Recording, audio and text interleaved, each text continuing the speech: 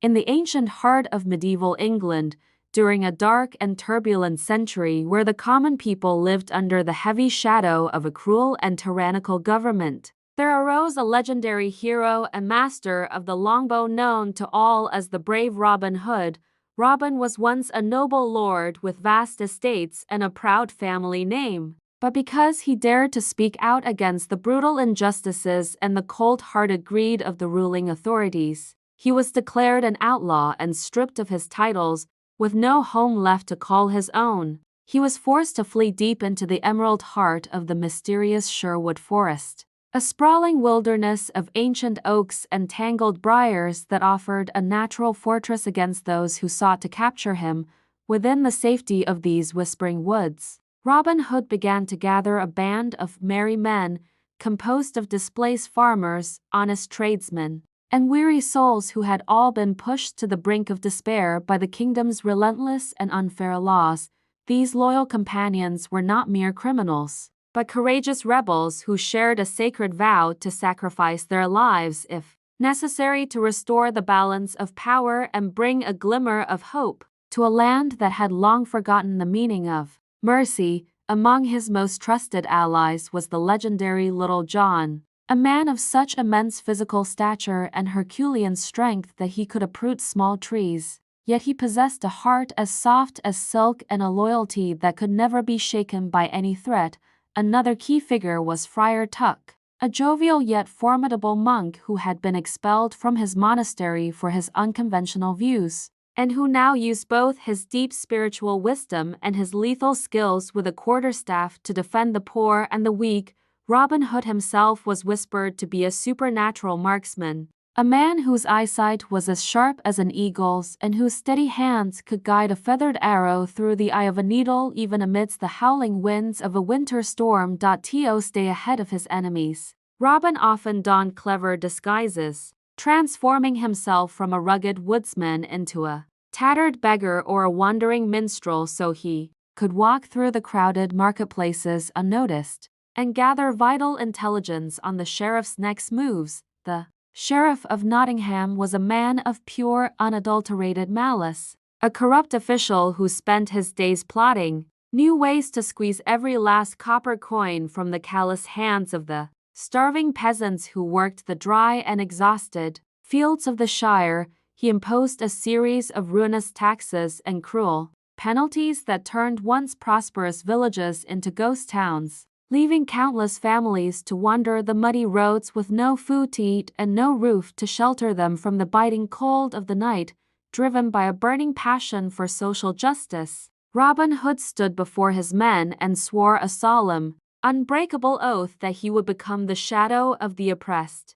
taking the ill-gotten riches from the arrogant nobility to return them to the suffering poor. The band of outlaws became masters of the ambush, silently dropping from the high branches of the trees to intercept the ornate carriages of corrupt bishops and greedy lords who traveled through the forest with chests overflowing with stolen gold and shimmering silver. Every coin and jewel captured in these daring raids was meticulously accounted for and then secretly delivered under the cover of darkness to the doorsteps of widows, orphans, and the sick who had been abandoned by the very state that was supposed to protect them. As the tales of his generosity spread like wildfire through every tavern and cottage in the north, Robin Hood evolved into a living myth, a beacon of light that reminded every humble soul that the power of the people was greater than the people in power. The Sheriff of Nottingham was consumed by a cold,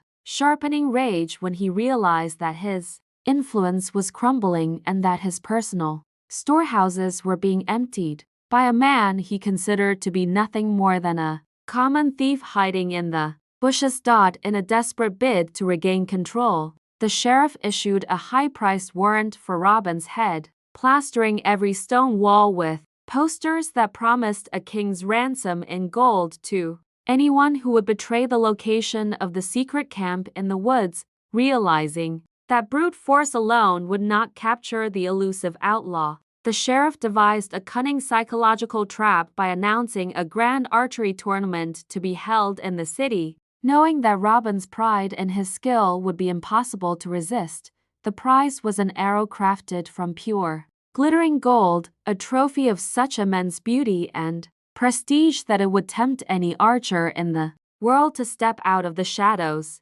and prove their dominance before the eyes of the entire kingdom. In the flickering firelight of the forest camp, Robin's companions begged him to ignore the bait, warning him that the city walls would become a cage and that the sheriff's elite soldiers were already sharpening their blades in anticipation of his arrival. But Robin Hood, with a mischievous glint in his eye and a fearless spirit that thrived on danger, laughed at the risk and began to prepare a disguise that would allow him to compete right under the nose of the man who hated him the most. He dyed his clothes with the juice of crushed berries, stained his skin with walnut husks, and wore a tattered hood that obscured his noble features, appearing to the world as nothing more than a weathered, one-eyed traveler from a distant and lonely shore. The day of the tournament was a spectacle of color and sound, with trumpets blaring and silk banners snapping in the wind as hundreds of the finest bowmen from across Europe gathered to test their nerves against the most difficult targets ever conceived. The competition was brutal and unforgiving, as the targets were moved further and further back until only the two most elite archers remained, the sheriff's personal champion and the mysterious, ragged stranger who had not yet missed a single shot. For the final tiebreaker, the target was placed at a distance so great that it seemed like a mere speck of dust against the horizon, requiring the archer to calculate the wind, the humidity, and the very curvature of the earth to hit the mark. The sheriff's champion stepped forward with arrogance, drawing a heavy bow of yew and releasing a shot that landed a hair's breadth from the center, a feat of skill so impressive that the noble guests began to cheer for his inevitable victory. Then, the ragged stranger stepped to the line, the crowd falling into a tense and heavy silence as he raised a simple bow made of seasoned forest oak,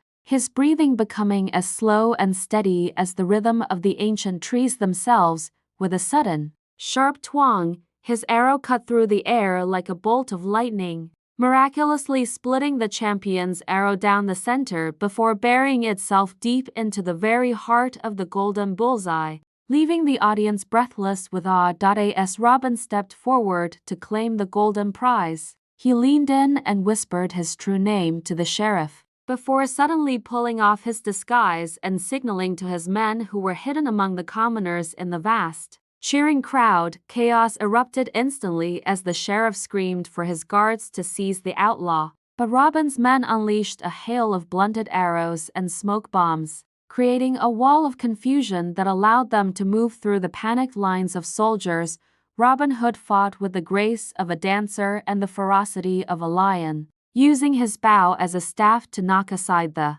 armored guards while his companions created a protective circle around him as they fought their way toward the city's massive stone gates. They escaped the city on horseback, the sound of galloping hooves echoing against the cobblestones as they vanished back into the leafy sanctuary of Sherwood, leaving the sheriff to roar in futile anger at the empty space where his prisoner had been. This victory cemented Robin's status as a champion of the people, and soon, the merry men grew from a small band of fugitives into a formidable revolutionary force that held the balance of power in the entire northern region of the country. Amidst the clashing of swords and the constant threat of war, Robin found a source of peace in his love for the beautiful Maid Marian, a high-born lady who risked her life and social standing to provide the outlaws with resources and secret information. Marian was the invisible heart of the rebellion,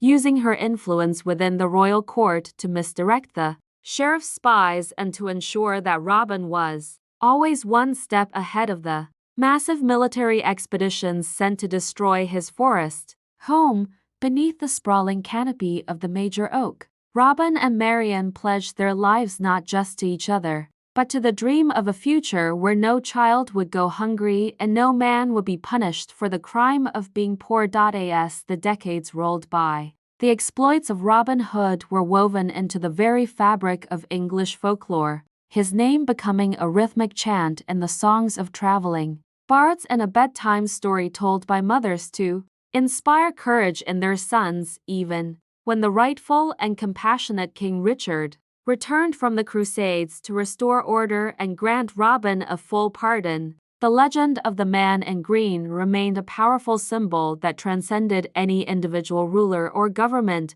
Robin Hood taught the world that true nobility is not found in a drop of blood or a piece of parchment, but in the willingness to stand up for the voiceless and to fight for the dignity of every human being regardless of their status. His story remains an eternal flame of inspiration, reminding every generation that as long as there is greed and oppression, there will always be a need for a hero who dares to steal from the darkness to give back to the light.